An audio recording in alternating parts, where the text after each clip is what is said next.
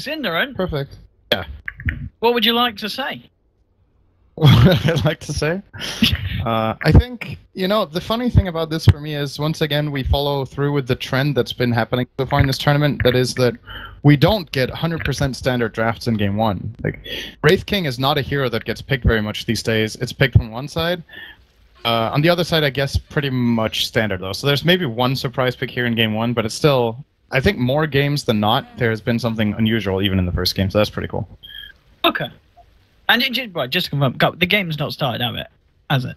I'm in it. Oh. It's in-game. Right, I'm sure this is something we can fix. I'm still stuck on a lobby screen. Right. Okay. Uh-oh.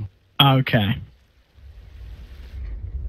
Can we just remake? Do you remake? It's all right. We got this, Cinderin. It's gonna be me and you. We've done this before, I think, right?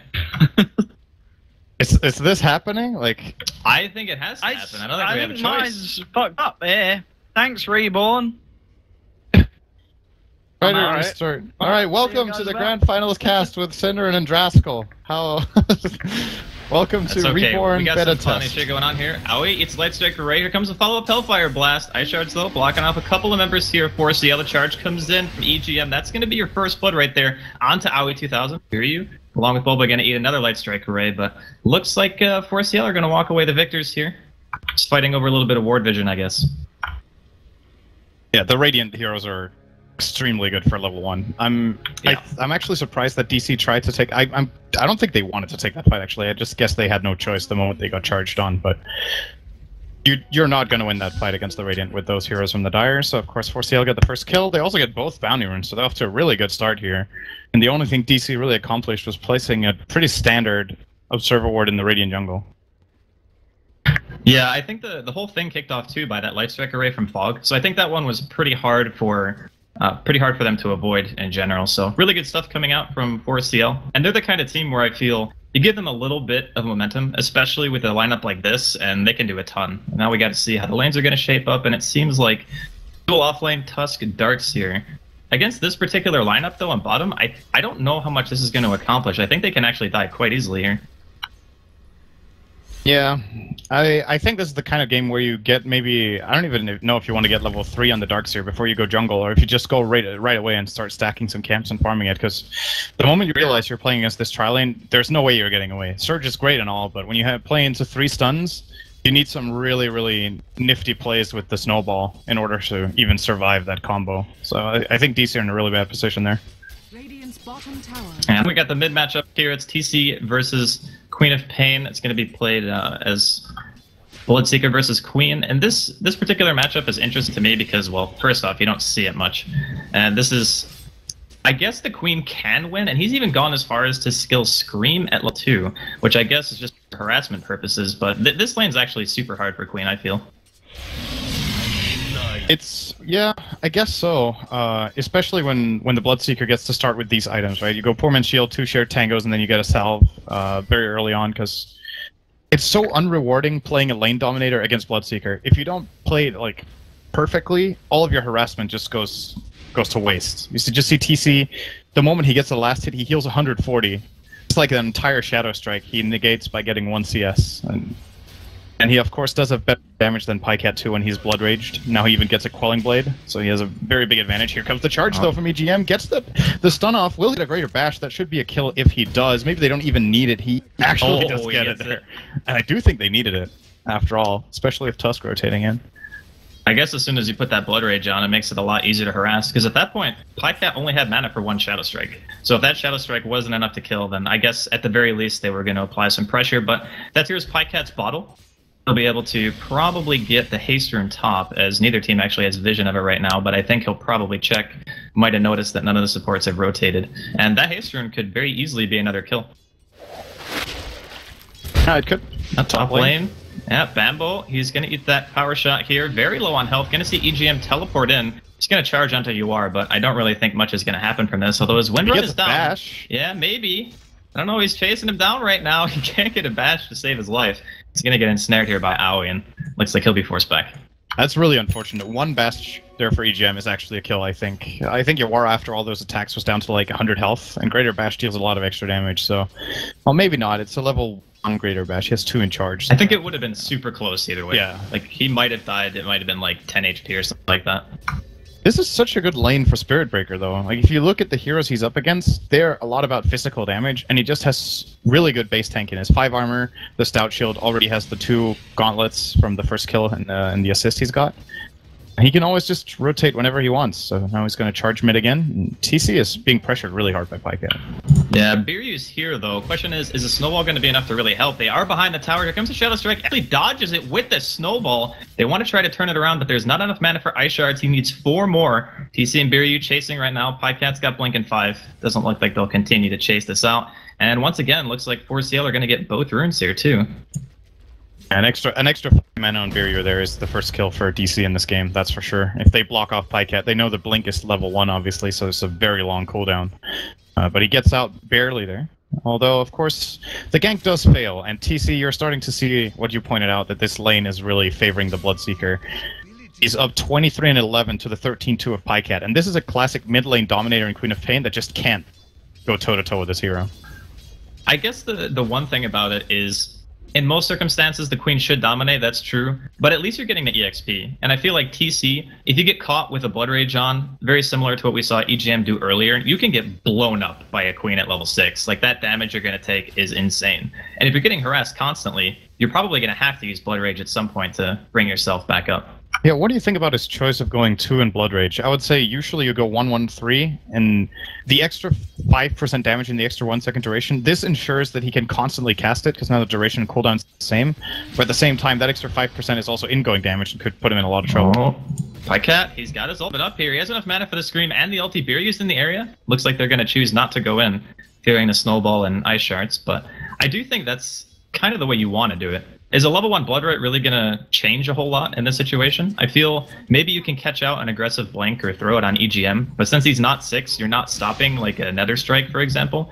And I think just keeping yourself at full health is super important because you know that you're going to be that charge target. It puts a different type of pressure, right? Let's say you're getting charged by Bloodseeker or by Spirit Breaker, and you just cast Blood Right on yourself. Then Pycat needs to really think about his positioning on the engage. He can't blink in aggressively and get Scream and Sonic Wave off because he's going to get silenced, and then he can turn around on. So I think it's a really good defensive value point, and I don't know what this Blood Rage point has done for him. So good Ice Shards by Biryu. They might actually be able to get this kill. They're not trying, though. Surprised they didn't go for the Snowball play. But TC was 4 experience away from level 6. I think if he was 6, they definitely go for that. Well, either way, looks like Aoi taking some damage here top from Bambo, and we should kind of bring this up, I feel, because he's level 5, and he has Arcanes. Might die, though. Biryu with the Haste Rune. Ice Shard's coming in. There's the power shot. Bambo definitely not going to live through that one, so poor guy, as soon as I bring him up, he gets killed. But I still feel like he's getting a lot out of this early game. Yeah, for sure. Level 5 on the Shaker in this offlane at minute 6 is really good, and having Arcanes, of course, great for him.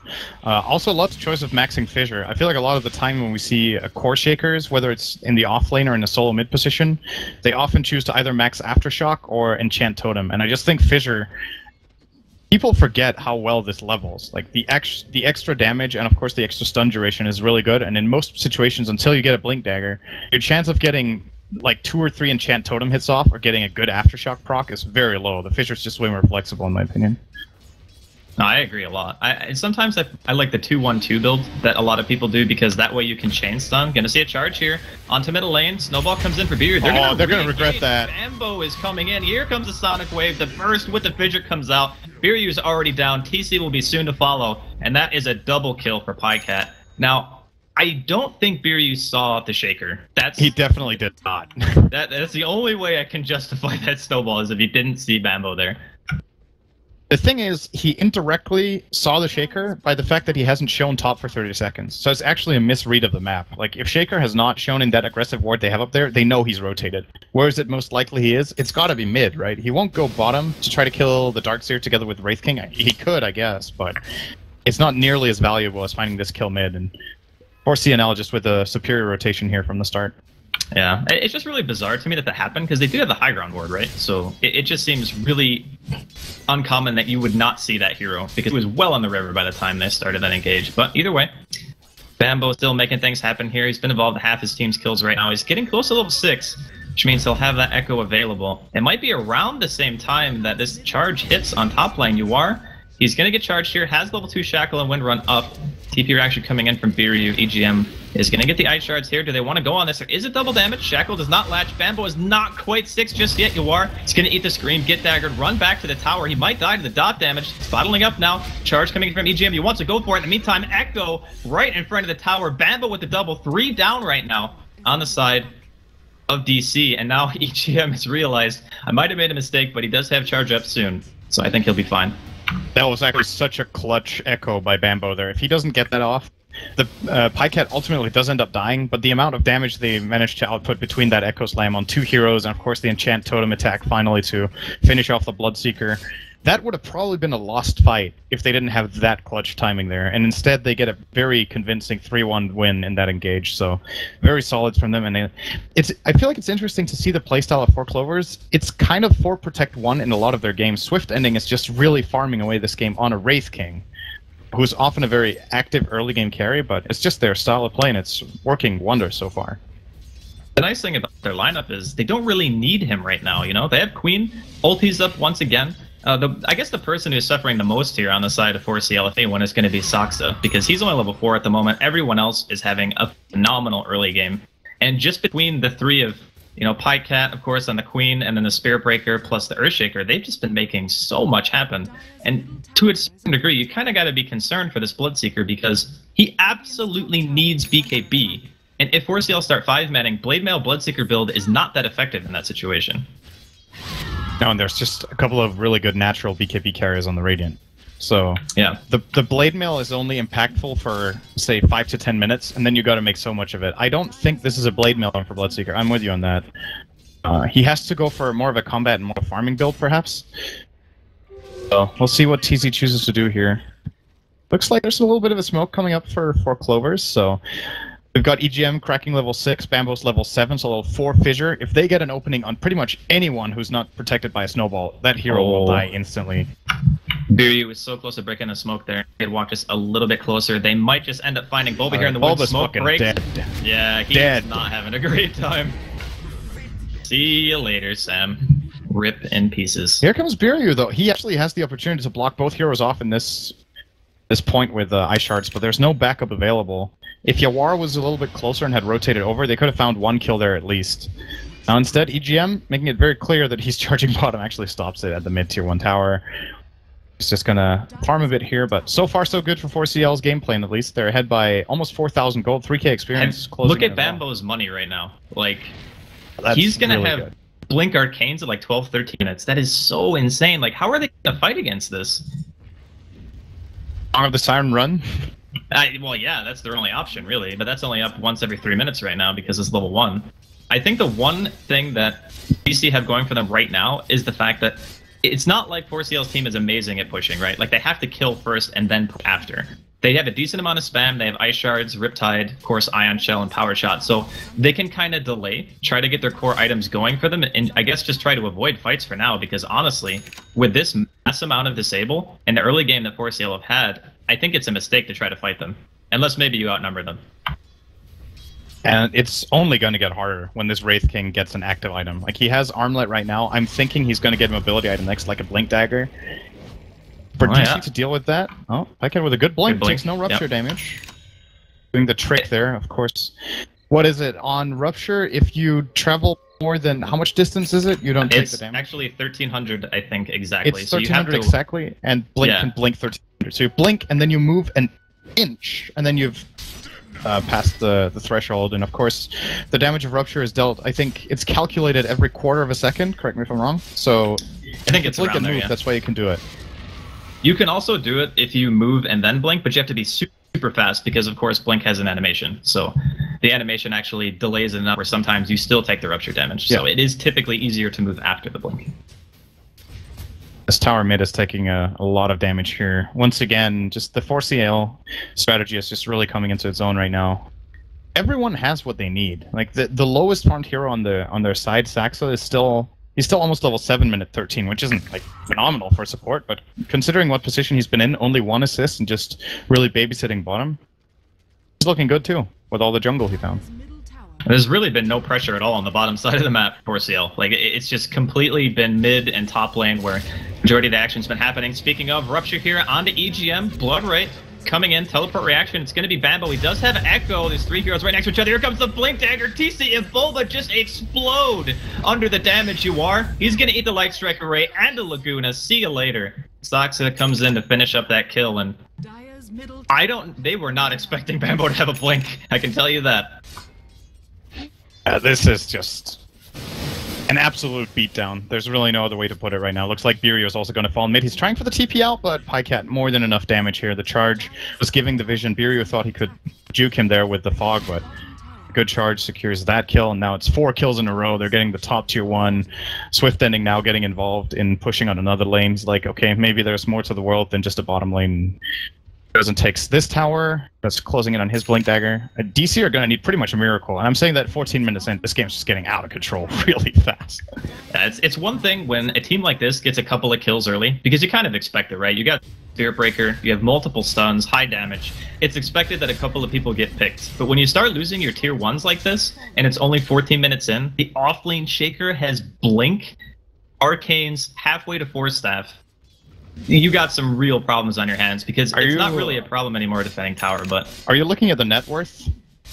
It's generally a good indicator when the offlaner of one team has more gold than the safe laner of the other, that you're stomping. Fair, he's got almost as much net worth as his mid player in his safe lane, so... I think Bambo is just having another standout game, to be honest. It seems like these are the types of heroes that he plays best. The ones that can turn around and just either do counter initiation or find picks for himself. Like, his map awareness, I feel, is some of the best out of any of the players that I've seen. And if you give him a hero that can make the plays, it will happen. He's definitely been solid once again in this game. I feel like the entirety of 4 Clovers have just been getting the job done. It's similar to that game yesterday, like you mentioned, where you played Sand King, where it's like you don't want to take anything away from any of the other players because they've also played great. But he's just having that standout game, as you were mentioning. So it's just really... I want to mention EGM too on that account, actually. I think a lot of the success has really been because of the Spirit Breakers just getting information and also just setting up a lot of key kills here. It looks like he will be going for another one, but this one is a bait. They're going to song straight away. The Blood Right comes out maybe a little bit early. Miscoordination here coming out from DC. The silence is not going to hit. Pycat comes in, links into position. He's waiting for the Sonic Wave, throws it up, but the Snowball actually dodges all the damage. This could be the turnaround they need. Bambo's here. The Echo comes off cooldown. It hits on 4 members of Digital Chaos. It is an absolute murder fest here in top lane. Aoi is the last man standing. He's earned up here, gets dashed through the trees, and the fastest GG of the Elimination tournament here at 16. Actually, it was 15 minutes in when they called it, but good lord, that was ugly. Yeah, that was ugly. Really.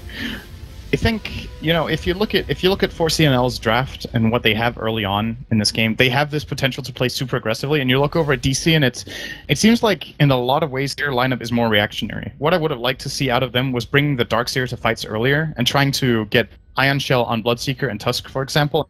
Just run at the enemy and try to kill them off with Ion Shell, because that's the real source of damage in the early game. Really relies on the Darkseer, and he was just in the offlane the whole time, farming,